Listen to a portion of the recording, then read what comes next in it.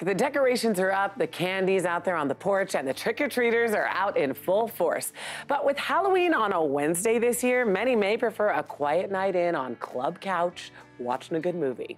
With her spooky recommendations, we're joined by our friend Nikki Novak of Fandango. Nikki, I gotta tell you, I'm the most boring person ever. I don't like scary movies. I'm gonna invite you to a scary movie. What should we watch? Well, interestingly enough, we had a poll at Fandango. Hocus Pocus was #1, which surprised me because it didn't do that well at the box office, but it's become kind of a cult classic. So it stars Bette Midler, who weirdly has said that this is her favorite role ever. She thinks it's her best work. I put a spell on you.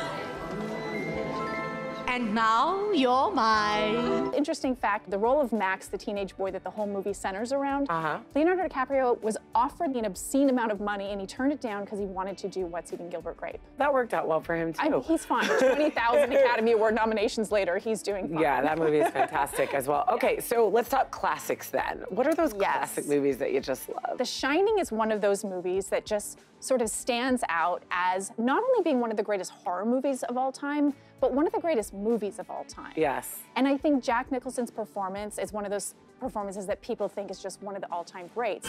Here's Johnny. Stephen King, who wrote the novel, said he didn't want Jack for the role. He didn't think he was right for it because everybody had just seen him in One Who Flew Over the Cuckoo's Nest and felt that he just wasn't the right choice. Okay, it was too different. And the Timberline Hotel, which is in Oregon, is where they shot all those exterior shots. Yeah. They have The Shining playing on a loop on one of the channels, so you can go and really get freaked out. Yeah. Okay, so then there are those movies that are a little like under the radar that people love. Yes. One of the most recent ones, sort of a sleeper hit, was Hereditary. It stars Toni Collette, and it is about a very odd family, and a tragedy happens, and then things just get very, very strange. But a really highly recommended, disturbing movie. I don't recommend you watch it. But if anybody wants to be really freaked out, definitely that's the way to see it. I guess this is the time. Nikki, great picks. Thanks so much.